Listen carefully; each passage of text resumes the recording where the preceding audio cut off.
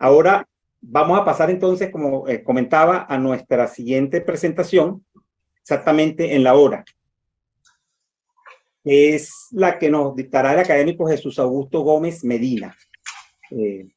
No es casualidad que la reciente exposición indicara que uno de los temas más importantes es precisamente el que se va a presentar a continuación, sobre las energías renovables. Una transición perfecta entre las dos charlas de hoy.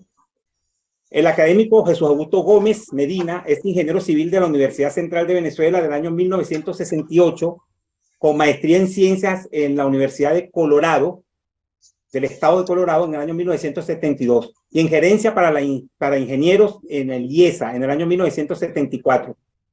Ingeniero consultor especialista en hidroelectricidad, energías renovables y cambio climático. Es miembro correspondiente de la Academia Nacional de la Ingeniería del Hábitat, vicepresidente de la Comisión de Energías, integrante de la Secretaría Académica para el Cambio Climático de la Academia de Ciencias Físicas, Matemáticas y Naturales. Nos va a dictar una charla referente a energías renovables. Esta va a ser nuestra última charla de la Cátedra de la Academia del año 2023, en su versión con las universidades de la UCB y la Católica. Se cierra con broche de oro cuando el académico Jesús Augusto Gómez nos va a presentar aspectos conceptuales, teóricos y prácticos acerca de las fuentes de energía renovables, como lo son la hídrica, solar, eólica, andimotriz, maremotriz y geotérmica, mostrando además los posibles escenarios para nuestro país. Demos una cordial bienvenida al académico Jesús Augusto Gómez. Adelante, académico. Buenas tardes a todos. Si me permite entonces compartir la pantalla, por favor. Ya tiene el permiso.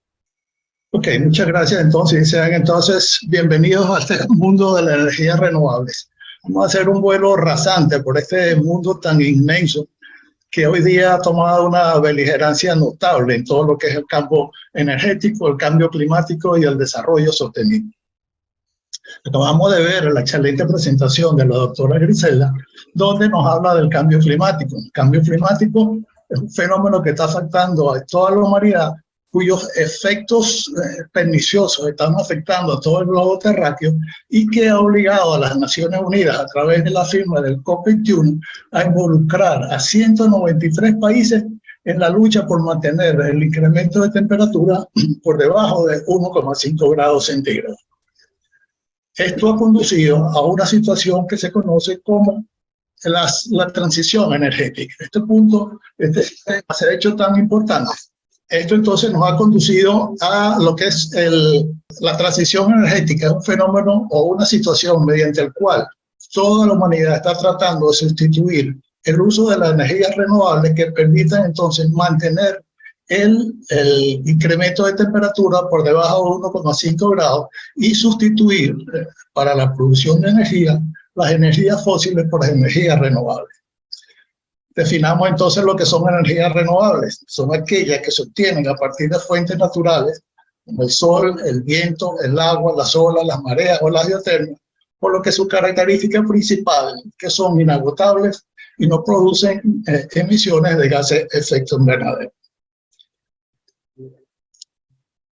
Las energías renovables mejoran la seguridad energética, al reducir la dependencia energética, sino que además introducen una diversificación en la cartera energética, lo cual da una gran garantía y seguridad al sistema de generación energética, al suministro, y hemos visto cómo esta diversificación conduce a una independencia energética. Vimos la crisis que se presentó en Europa a raíz de la guerra de Rusia y Ucrania, donde todos los países dependían de una manera elevada de los combustibles fósiles que se producían en Rusia, tanto a nivel de petróleo, crudo y gas. Esto indujo a que se produjera una gran movilización de todo tipo de energía, al punto que las energías renovables tomaron un papel preponderante y hoy día muchos países, gran parte de su electricidad depende de las energías renovables. Podemos entonces definir y diferenciar cuáles son los tipos de energía. Por una parte tendremos las energías no renovables, como es el petróleo, el carbón, el gas natural, las energías nucleares y la energía proveniente de los desechos. Por otra parte, tenemos las energías solares, tanto en sus sistemas fotovoltaicos y térmicos, las energías eólica, la energía hidroeléctrica, la energía unimotriz, la energía maremotriz. Comencemos entonces por estudiar cada una de esas energías que acabamos de presentar. En el primer caso tendremos la energía hidráulica, cuya característica principal es que aprovecha el movimiento del agua. Se aprovecha entonces para generar la electricidad, el movimiento del agua y el potencial de la energía cinética que contienen los corrientes y los saltos de agua. Se trata de una energía entonces limpia y renovable que utiliza la fuerza de los arroyos, los ríos y los saltos de agua. Dependiendo de la capacidad instalada que existe en cada una de las centrales, se pueden clasificar en microcentrales, donde la potencia instalada es menor de 1 megavatio, minicentrales, donde la potencia instalada es entre 1 y 10 megavatios, y grandes centrales, donde la potencia es mayor de 10 megavatios. En cierta manera, la energía hidráulica es producto de una combinación de el caudal disponible, que depende de la precipitación sobre la cuenca, las condiciones físicas de la cuenca y la manera que está distribuida a lo largo del tiempo. Y la H, que depende básicamente del diferencial de carga que existe entre el sitio de almacenamiento o el sitio de derivación y el sitio donde se encuentran las turbinas. Esto es conocido entonces como la carga disponible, que permite entonces combinar y, y obtener el grado de potencia que se podría instalar en un momento dado. Tenemos acá el esquema de una pequeña central hidroeléctrica. En este caso entonces tenemos los diferentes componentes. En primer lugar, tenemos la obra de derivación, donde se toma el agua del río para conducirla hasta la central. Tenemos la tubería de conducción, que une tanto la obra de derivación como la zona de control. La zona de control permite regular y mantener la carga absolutamente sobre la casa de máquinas y permite absorber las regulaciones que se producen por efecto de golpes de ariete a la hora de manipular los diferentes elementos de control en la central como tal. Tenemos la casa de máquinas, donde se encuentran todos los positivos asociados con la generación y finalmente la que es el retorno nuevamente al río. Aquí tenemos entonces un poco más de detalles cuáles son los componentes de una central. Tenemos en primer lugar lo que es el embalse o la zona de almacenamiento, que pudiera existir o no, como lo acabamos de ver en la lámina anterior. Esto tiene el sistema de almacenamiento y define cuál va a ser la altura máxima de operación que tenga la central. Tenemos entonces la compuerta, que en este caso trabaja o abierta o cerrada para poder incorporar cualquiera de las turbinas en un momento dado del sistema. Tenemos la tubería forzada, tenemos las obras de regulación, la turbina, el generador, la obra de automatización, control y protección, los transformadores de potencia, dado que las centrales trabajan en una potencia relativamente baja, los transforman y elevan a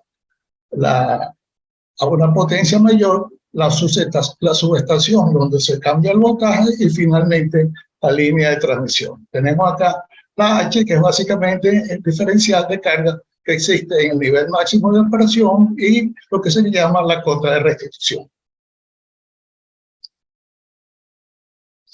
Y vemos cómo funciona la central y vemos entonces, tenemos nuestra zona de control o nuestra zona de embalse, la zona de toma, tenemos la obra de tubería forzada, la turbina, la cota de restitución, el generador, la casa de máquinas como tal, los transformadores y la línea de transmisión. Tenemos un caso muy específico, muy real, como es la casa de máquinas de Caruachi, en el Bajo Caroní. Vemos aquí un caso particular y muy importante, que es que se ha eliminado totalmente lo que es la tubería de conducción y la casa de máquinas está totalmente incorporada a la presa de control. Este es un elemento bien particular que permitió hacer ahorros importantes y reducir los tiempos de construcción para esta central. Vemos entonces cuál es el tamaño de las turbinas Kaplan que se encuentran allí. Vemos cuál es el tamaño finalmente que se tuvo para ese generador. Son 12 turbinas de este tipo que se encuentran en Caroachi. Tenemos 350 el diámetro de este sector y el diámetro del los vanos, que es la obra de conducción, hasta 9 metros en total. Entonces, ¿cuáles son los tipos de turbinas que se encuentran en una central hidroeléctrica? Tenemos en primer lugar las turbinas Pelton. Finalmente, en este caso, por ejemplo, turbinas Pelton las tendríamos en la casa de máquinas del embalse Santo Domingo, en la zona de los Andes. Tenemos la turbina Francis, que se encuentra, por ejemplo, en el Guri. Kaplan, en lo que vamos a ver, en Caroachi y Tocoma eventualmente. Las turbinas Bulbo, que serían, por ejemplo, las que utilizaríamos en un sistema hidroeléctrico sobre el río Orinoco. Y finalmente las turbinas Banqui para pequeños desarrollos de pequeñas centrales como tal. Vemos aquí cuáles son los elementos fundamentales asociados con las diferentes alturas que están relacionadas. La cota máxima de operación, los niveles diferentes, la cota mínima de operación, la regulación para las crecientes y los diferentes tipos de niveles que se encuentran para operar el embalse. ¿Cómo seleccionamos la turbina que vamos a utilizar en un momento dado? Bueno, a través de este gráfico tenemos una combinación, y como ya vimos en la ecuación hace rato, que la potencia instalada es una combinación de la carga disponible y del caudal disponible. En este caso, entonces, hacemos sencillamente una cuadratura entre la carga disponible y el caudal disponible. En este caso, para cargas altas tendríamos una turbina Pelton, cargas intermedias una turbina Francis, y para pequeñas otras cargas tendríamos Kaplan y eventualmente turbinas de tipo Bull. Para el caso específico de Venezuela, tenemos un sistema del cual hemos venido dependiendo durante los últimos 50 o 60 años y del cual vamos a seguir dependiendo durante mucho tiempo más. Este es el sistema del Baja Paraní, compuesto por las centrales de Guri, Caroachi y Macagua, y eventualmente Tocoma, que está todavía en construcción. Entonces tenemos Guri, Caroachi, Macagua y Tocoma.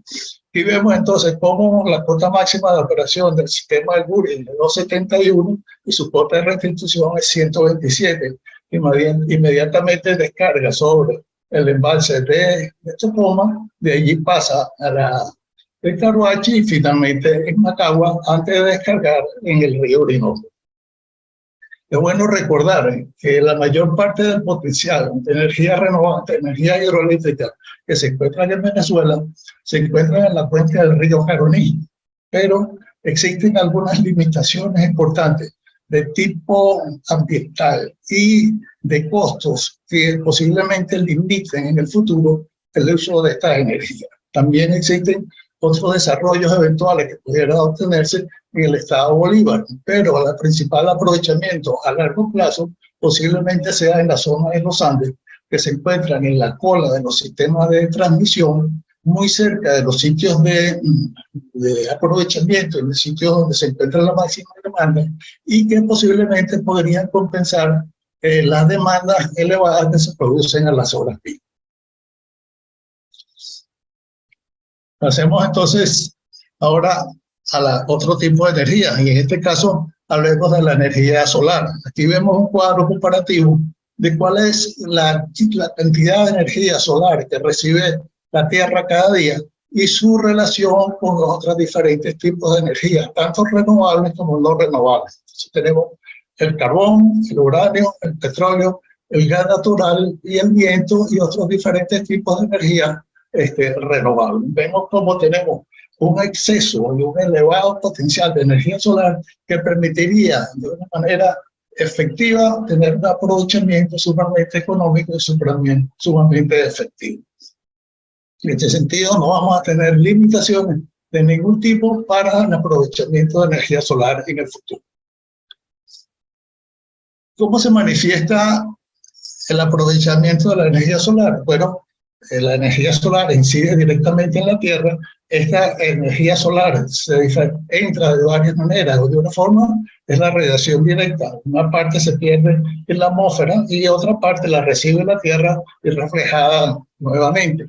Una parte se pierde en absorción en las nubes y otra parte se pierde en difracción a través de la misma nubosidad. Entonces, buena parte de la energía básicamente dependerá de lo que es la energía difusa y lo que es la energía directa y la energía difusa. Aquí lo vemos un poco más de manera esquemática, a la manera de entender un poco mejor cómo es este tipo de diferentes tipos de radiaciones y cómo impactan directamente sobre la Tierra. ¿Cómo aprovechamos entonces esa energía solar? Bueno, la aprovechamos a través de lo que se conoce como el efecto fotoeléctrico, que es la generación de electricidad que se produce al entrar en contacto sobre un material que permite, a través de una radiación electromagnética, la variación y acomodación de los sistemas de protones y de átomos en un sistema como tal. Entonces vemos cómo se arreglan las moléculas y los átomos en esa celda solar y permiten entonces la generación de electricidad.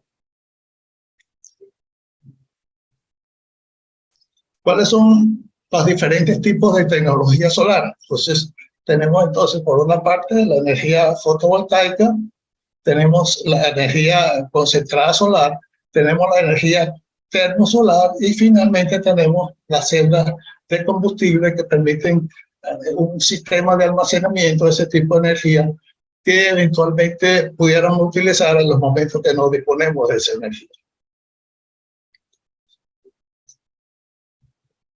¿Cómo son los diferentes tipos de instalaciones de energía solar? Bueno, en primer lugar, podemos diferenciar lo que son las instalaciones conectadas a la red y las conexiones de uso directo o no conectadas a la red. Tenemos, por ejemplo, este tipo de desarrollo que para uso individual, esto puede estar conectado o no conectado a la red. Si está conectada a la red, emitiría a través de un medidor inteligente dar el exceso de energía a la red, con lo cual se compensa cuál es la inversión que se ha generado a través de la colocación de todo este tipo de paneles solares en un momento dado. Esto en España, por ejemplo, está permitiendo reducciones del orden del 60 y 70% en la factura de consumo eléctrico en la mayoría de los sitios.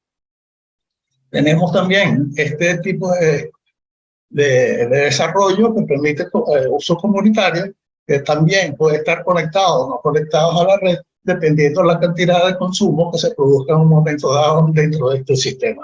Tenemos los sistemas a nivel industrial, sistemas industriales todavía mayores, y los sistemas ya de mayor envergadura, de mayor cantidad, que permiten entonces conectarse a la red de una manera efectiva y ser un centro de negocios importantes para las inversionistas que se involucran en este tipo de situación. Este tipo de desarrollo cada vez se está tomando más auge a nivel mundial y son básicamente los responsables de muchísimas de las reducciones que se están produciendo de las emisiones de CO2 y el uso de las energías renovables.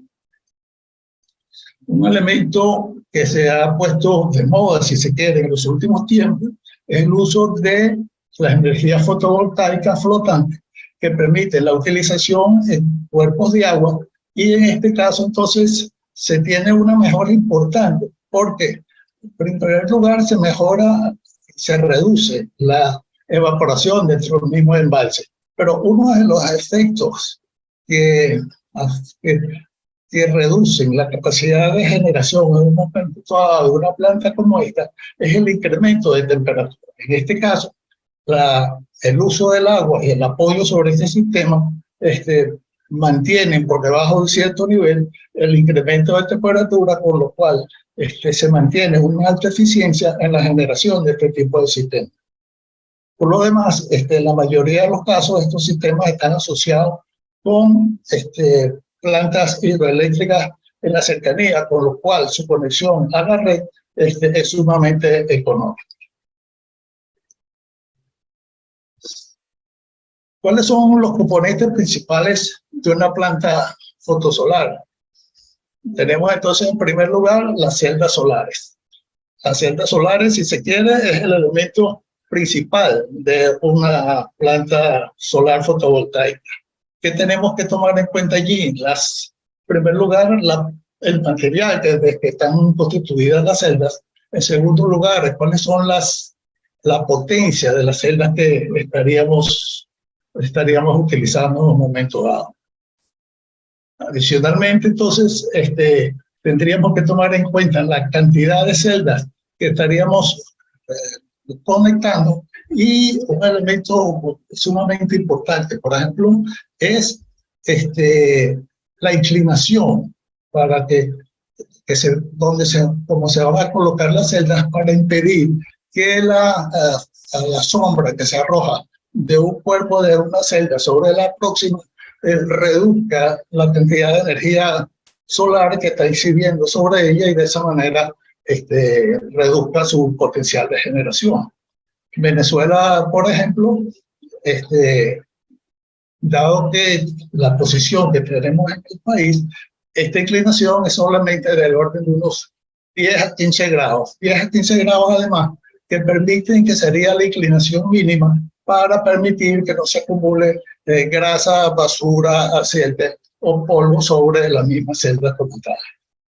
Adicionalmente a eso, habría que tomar en cuenta lo que son los inversores, dado que las celdas producen electricidad de tipo directa, y habría que ser necesario transformarla en energía alterna. Adicionalmente, entonces, ¿cómo se van a conectar esos celdas solares y en qué número, para entonces llevarlos a un sistema de transformación de baja potencia, y eventualmente llevarlo a un sistema de mayor de potencia intermedia, y eventualmente llevarlo a la red? Tenemos acá el mapa de radiación solar sobre Venezuela. Vemos cómo entonces tenemos valores sumamente importantes. Todo lo que es la península de Paraguaná, el norte del estado Falcón, el norte del estado Zulia. Vemos cómo tenemos una zona muy importante en el estado Nueva Esparta y el norte del estado Zulia. Pero adicionalmente tenemos una extensa zona de todo lo que significan los llanos centrales de Venezuela. Aquí vemos como tal que tenemos una radiación promedio de 5,6 kilovatios hora por metro cuadrado por día. Eso es una rata de generación sumamente elevada que permitiría tener importantes desarrollos en esta zona. Tenemos además un elemento muy importante. Tenemos las características primordiales que deberían tener los suelos donde se desarrollan las energías fotovoltaicas. ¿Cuáles son? Por ejemplo, terrenos planos, terrenos con muy poca vegetación, terrenos con muy buenas vías de comunicación, terrenos cercanos a las líneas de transmisión, y donde existe mano de obra relativamente barata, donde se puede entonces hacer importantes desarrollos y tener una magnífica operatividad de cada uno de todos estos sistemas.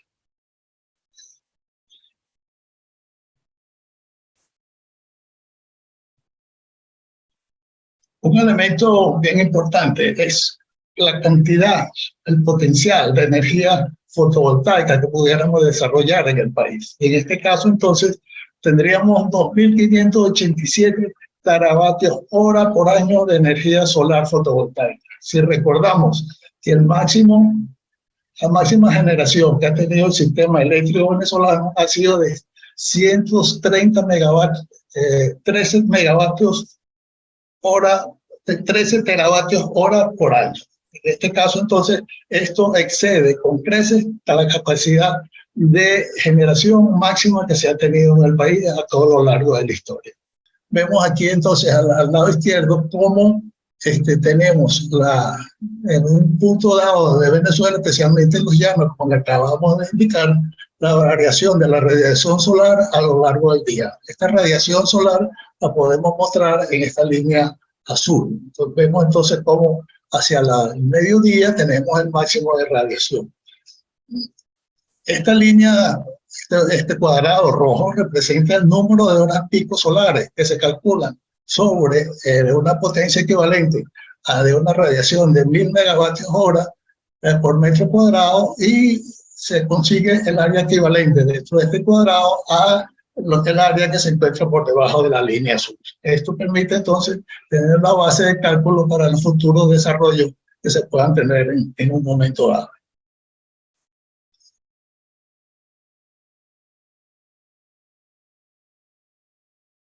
Hagamos un pequeño cálculo para tener una idea de qué significa el potencial de energía solar. Esta es la ecuación básica de la energía solar para el cálculo de su potencial y el cálculo del número de paneles solares que podríamos necesitar en un momento dado. Hace varios años, el máximo de energía per cápita que se consumía en el país era 4.200 kilovatios hora al año por persona. Si nosotros hacemos un pequeño análisis y ponemos una eficiencia del 16%, una pérdida del 25% en el sistema y una radiación solar de 2.200 kilovatios hora por metro cuadrado, eso nos conduce entonces a que el área necesaria para cubrir toda la demanda que tendríamos en solamente un año nos lleva a un área equivalente a menos 16 metros cuadrados de paneles solares. 16 metros cuadrados de paneles solares son solamente 8 paneles solares que serían necesarios para que pudiéramos generar toda la energía que consume todo y cada uno de nosotros a lo largo del año. Aquí, en la presentación real, yo he hecho otra pequeño cálculo también. El máximo de energía que se está generando o se generó en el país fue 130 teravatios hora por año. Si hacemos este mismo cálculo ahora relacionado con los 130 teravatios, eso nos conduce a que el área necesaria en metros cuadrados sería alrededor de 60 kilómetros cuadrados. 60 kilómetros cuadrados. Si hacemos una comparación de esos 60 kilómetros cuadrados con lo que es el área del Guria, la cota 271, son 4.200 kilómetros cuadrados. 60 kilómetros cuadrados contra 4.200 kilómetros cuadrados. Eso es un cuadrado equivalente de 25 por 25 kilómetros. Para que tengan una idea de cuál es la comparación y cómo muchas veces se critica que las energías fotovoltaicas requieren mucha área para su desarrollo. Esto, por lo demás, permitiría, dado que su costo de desarrollo es sumamente reducido, que se democratizara el sistema de generación eléctrica en Venezuela. Se pueden hacer pequeñas plantas donde los inversionistas tengan posibilidad de generación, se pueden hacer pequeñas plantas donde se reúnan grupos de pequeños inversionistas y se pueden hacer grandes plantas que sean fuentes de energía y que tengan un efecto importante sobre el sistema de generación como tal. Por tener un punto de referencia, por ejemplo, una planta de energía solar de 100 megavatios costaría alrededor de 120 millones de dólares. Vayamos ahora a lo que es la energía eólica. La energía eólica, básicamente, por supuesto, y como su nombre lo dice, está el producto de los efectos del viento. ¿Cuál es el origen del viento? El origen del viento, entonces, es los diferentes grados de temperatura que se generan a través de la radiación solar.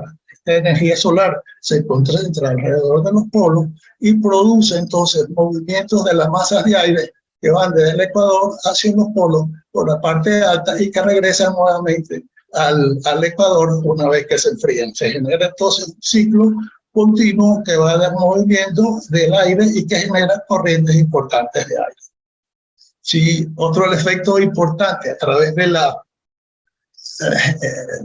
rotación de la Tierra produce efectos importantes que los vientos alisios, sobre todo, que se concentran alrededor del ecuador. Hay otros vientos que circulan alrededor del hemisferio norte y del hemisferio sur, y hay vientos de aspecto local convectivo que se generan por efecto de las diferentes temperaturas entre terrenos bajos y terrenos altos. Estos son elementos importantes que se toman en cuenta a la hora de la colocación de los generadores eléctricos, los generadores eólicos, dado que se produce un efecto que incrementa la velocidad del viento en la medida que se toma en cuenta la elevación del terreno.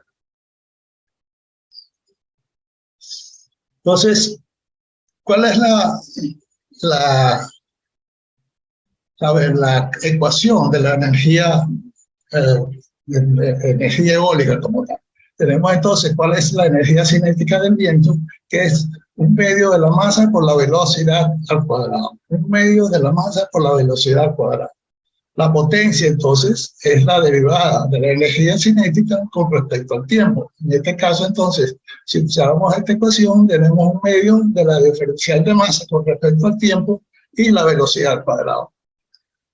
El diferencial de masa con respecto al tiempo es la densidad del aire por el área donde circula y por la velocidad de circulación. En este caso, entonces, si sustituimos este valor en la ecuación de la potencia, nos lleva a un medio de la densidad del área por el área de rotación o el área que ocupa la generación eólico y la velocidad del viento. En este caso, entonces, tenemos un elemento sumamente importante, como es el componente de la velocidad en este caso. ¿Qué significa? Que con una pequeña variación en la velocidad del viento, tenemos una variación sumamente importante en la potencia del viento que se genera en un momento dado. ¿Cómo es entonces la variación de la velocidad del viento con respecto a la altura sobre el piso? Está dado por este tipo de ecuación, donde la velocidad de referencia y la altura de referencia son los sitios de medición donde se ha hecho y se han tomado los datos como tal. Y B y H son los puntos donde se quiere estimar la velocidad para saber cuál es con exactitud el potencial que se puede desarrollar a esa altura. El AH es un factor que depende de las condiciones del terreno. Ese terreno puede ser, por ejemplo, en zonas urbanas, que tiene este valor, en zonas intermedias, donde tiene alrededor de 0,28, y en zonas lisas, con muy poca vegetación, o en el mar, donde afecta solamente un factor de 0,4. Vemos entonces cómo en estas condiciones la velocidad media se adquiere con muy poca altura, mientras que para este tipo de condiciones esa velocidad media se genera y se obtiene a velocidades mucho más, a alturas mucho más altas sobre el terreno.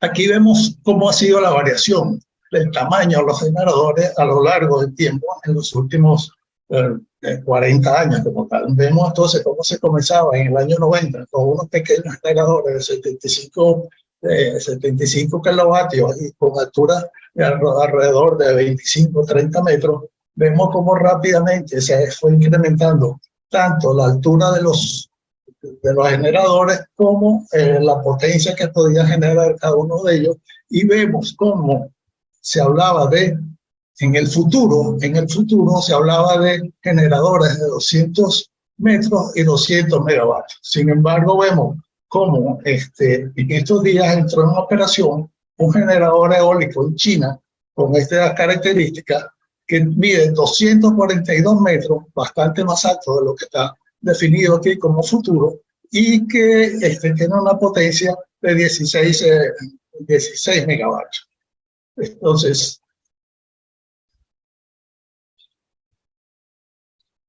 ¿cuáles son los componentes de un generador eólico? Hacemos una revista rápida, puesto que vemos que tenemos esas inmensas cajas, y muchas veces desconocemos qué es lo que esconden esas cajas, además de las palas que contempla el mismo generador y el sistema de soporte que ellos tienen. Entonces tenemos básicamente las aspas, el soporte de las aspas y el regulador del agua, del ángulo, que permite hacer su adaptación dependiendo de cuál es la velocidad del viento y la dirección del viento en un momento dado. Tenemos el buje donde están concentrados las tres palas como tal y conforman un solo cuerpo. Tenemos el soporte principal que contiene todos los elementos y que da apoyo estructural a todo lo que se encuentra allí adentro. Tenemos las luces de posición que permiten su visualización desde mucha distancia y sirven de protección contra el tránsito de los aviones. Tenemos las líneas de presión, el multiplicador que permite transformar las velocidades de rotación de la turbina en mayores velocidades que permiten introducir ese tipo de velocidades en el generador como tal.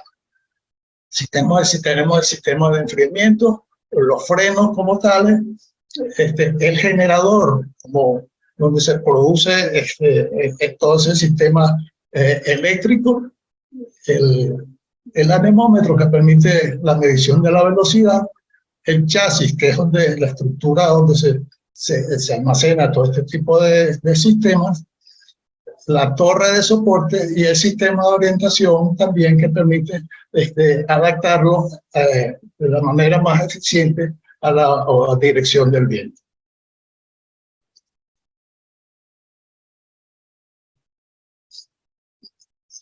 Tenemos aquí una curva característica de un generador eólico. Tenemos aquí varios elementos importantes que permiten definir y conocer de qué se trata cuando nos presentan una curva de este tipo. Tenemos en primer lugar la velocidad de corte. Eso significa que cuando la velocidad del viento está por debajo de esta velocidad, el generador está estático y no está produciendo ningún tipo de energía. En la medida que se incrementa la velocidad del viento, el generador comienza a funcionar de acuerdo con la ecuación que vimos hace un rato, ¿verdad? Y entonces se va incrementando su potencial de generación a la medida que se va incrementando la velocidad del viento como tal. Pero una vez que se alcanza una determinada velocidad, que es la velocidad de diseño y la potencia nominal, entonces a partir de esa velocidad, esa potencia se mantiene constante. Se mantiene constante hasta alcanzar una velocidad máxima a partir de la cual, por seguridad, el generador se detiene también y ya no se produce ninguna otra electricidad. Vemos en este caso entonces que, por ejemplo, esa velocidad de protección es alrededor de 59 metros y el área cubierta para este tipo de generación, de este generador, que es relativamente pequeño, es solamente de 573 metros cuadrados. Aquí vemos cómo podemos sectorizar ese tipo de curvas. Vemos que por debajo de una determinada velocidad no existe ninguna generación. Vemos cómo se va incrementando esta potencia a la medida que se va incrementando la velocidad. Vemos cómo se mantiene la potencia a partir de determinada velocidad y vemos cómo esa potencia y esa capacidad de generación se reduce a cero por medida de seguridad una vez que se excede determinada velocidad. Tenemos entonces el potencial de energía eólica en Venezuela. Vemos también nuevamente cómo tenemos un gran potencial en la península de Paraguaná, el norte del estado Falcón y parte del estado Zulia, en la zona de La Guajira y la zona aquí del estado Nueva Esparta. En el resto del país, con pocas excepciones, tenemos muy poca potencial de energía eólica como tal. Entonces, en este caso, salvo estas áreas específicas, este potencial sería relativamente limitado. Por lo demás, para tener unas turbinas relativamente grandes, nuestras carreteras no están especialmente adaptadas y diseñadas para el transporte de esas palas gigantescas que tendría más de 100, 120 metros. Entonces, esto sería una limitación importante a futuro que tendríamos que tomar en cuenta a los efectos de la generación eólica, especialmente en el interior de Venezuela.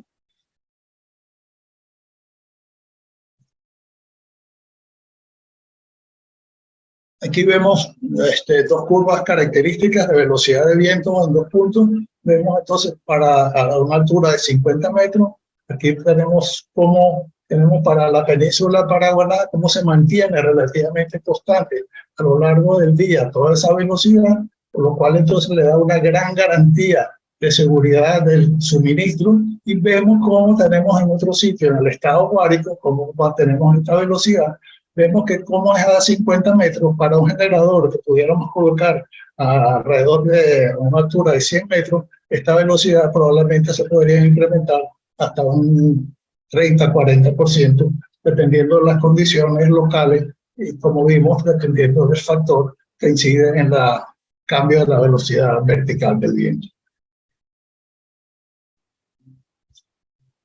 Vimos que ese potencial que mostramos está relacionado con plantas eólicas en tierra, en el sector terrestre. Sin embargo, Venezuela también presenta un elevado potencial en las zonas marinas inmediatas a sus costas. Especialmente, entonces vemos cómo alrededor de la península de Paraguaná tenemos un inmenso potencial y está clasificado de dos maneras. Primero, en primer lugar, tenemos el tipo de plantas que pudieran estar ancladas directamente al fondo, donde las profundidades son menores de 50 metros.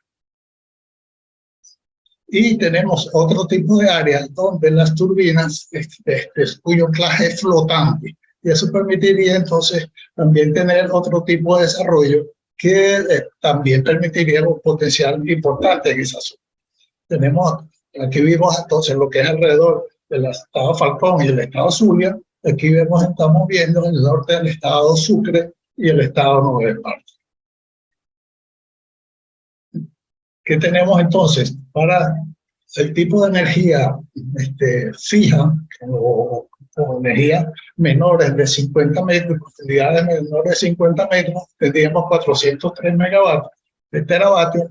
Para profundidades mayores de 50 metros, donde la fijación sería flotante, tendríamos 932 teravatios, lo cual nos daría un balance de 1.335 teravatios combinados en este tipo de energía. Recordamos nuevamente que el máximo de generación que se ha tenido en Venezuela es alrededor de 113 teravatios en la hora o en el sitio o en el día que hubo por mayor generación.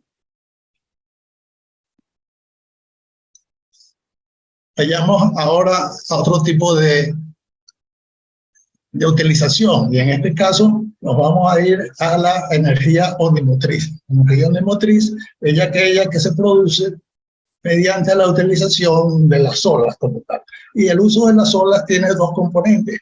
Uno que es la energía cinética, producto del desplazamiento del agua, pero el otro componente es producto de la oscilación propia de la oleaje como tal. Entonces, hay elementos que se han diseñado para absorber y generar a través del componente vertical de las olas, y hay otros componentes que se han diseñado específicamente para utilizar la velocidad de desplazamiento de las olas en un medio marino. ¿De qué depende entonces la energía de las olas? De la intensidad con que sopla el viento, el tiempo que sopla el viento sobre una misma dirección, y el fetch, que es la distancia en la que el tiempo sopla en una misma dirección. Esta sería la ecuación básica entonces de lo que es la energía de las olas. En un momento dado tenemos la potencia que se podría obtener a través de ese tipo de oleaje, que nos da entonces la altura de las olas, el tiempo de incidencia, y esto básicamente pues la constante de la gravedad y la densidad del aire. Venezuela tiene 4.000 y pico de kilómetros de costas. De ese tipo, 4.000 kilómetros de costa, hay un primer sector entre la península de La Guajira y la península de Paria, ¿verdad?, que tiene alrededor de 2.718 kilómetros. Tiene un segundo sector que va de la península de Paria hasta la desembocadura del río Orinoco, y un tercer sector que es comprendido en lo que es la zona de reclamación. Esto en total entonces nos estaría dando los 4.000 kilómetros a los que estamos haciendo referencia. Este mapa muestra cuál es el potencial de las energías que se podrían obtener a partir de las energías ondimotrices. Vemos en este mapa cómo es relativamente bajo el potencial que se podría obtener a partir del movimiento de las costas. Sin embargo, si podemos tener un potencial y solamente pudiéramos utilizar el 10% de este tipo de frente marino, tendríamos 4.000 kilómetros de costa por el 10% de esa longitud de costa, y los 10 kilovatios por metro que se tiene, nos está presentando esta publicación. Eso nos llevaría entonces a 4 teravatios y de potencia, por lo cual la energía que pudiéramos tener es 1.400 teravatios hora por año. Estos son los diferentes componentes, como hablábamos hace un momento, bajo los cuales se puede hacer la utilización de la energía ondimotriz. Posiblemente la ingeniería o el ingenio de cada uno puede producir diferentes elementos que conduzcan en cada momento a un elemento que conduzca a una buena tipo de generación, y cada uno puede adaptarlo a las condiciones propias que se encuentran en determinado sitio. Vemos entonces un par de prototipos que utilizan la energía de movimiento de las olas, en este caso la oscilación de las olas. Ahora tenemos lo que son la energía maremotriz, que es el producto de la utilización de las mareas. Las mareas, al igual que el sistema anterior, también tienen una cantidad de componentes que se adaptan a determinadas condiciones y que pueden ser utilizados de la manera más eficiente dependiendo de las condiciones locales de cada uno. En Venezuela en general y en el Caribe se tiene muy poca variación de las mareas como tal. En ese caso su potencial es relativamente bajo. Esta publicación nos dice que solamente hay una variación entre 10 y 20 centímetros como tales entre la marea alta y la marea baja. Sin embargo, hay algunas mediciones que se han hecho, por ejemplo, en la isla de Margarita, donde este tipo de variación es bastante más elevado, aun cuando su utilización sigue siendo relativamente baja y limitada. Tenemos entonces también cuáles son los principales elementos que se han desarrollado, tipo presa, tipo turbina de eje horizontal, turbina de eje vertical y conducto cerrado tipo Venturi. Vemos que esto tiene muchísima similitud con los sistemas de generación hidroeléctrico, con los sistemas eólicos como tal. Aquí tenemos algunos prototipos de las cosas que venimos hablando, en este caso tipo presa, en este caso tipo generador eólico, igualmente que en este caso y en este otro. Vamos a otro tipo de generación, en este caso la geotermia, que es el producto y el uso de las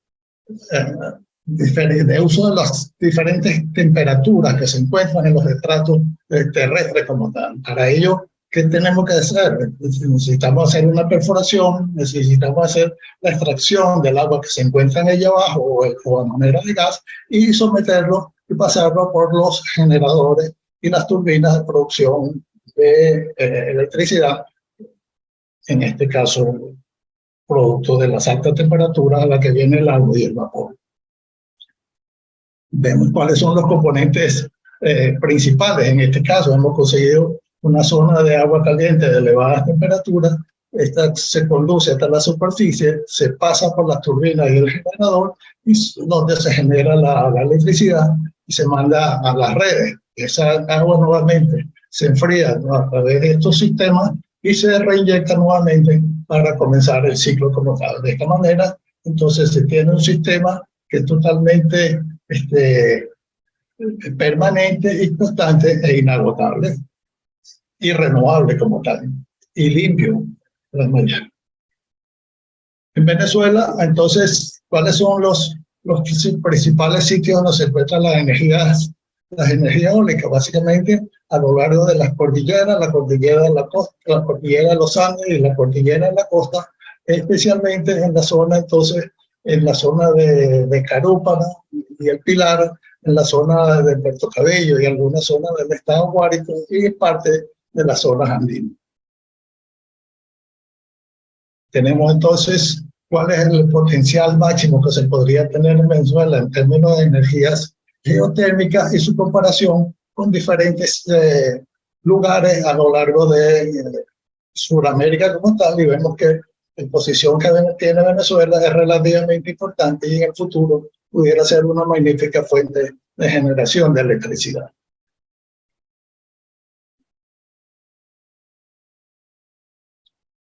Bueno, es un paseo rápido, rotundo, y me perdona que no haya estado totalmente comprensible toda la presentación como hubiera querido ser, pero creo que con lo que hemos dicho hemos logrado relativamente el objetivo planteado.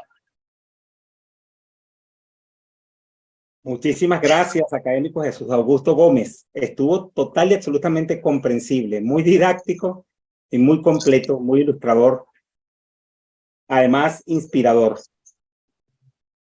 Una visión al futuro positiva.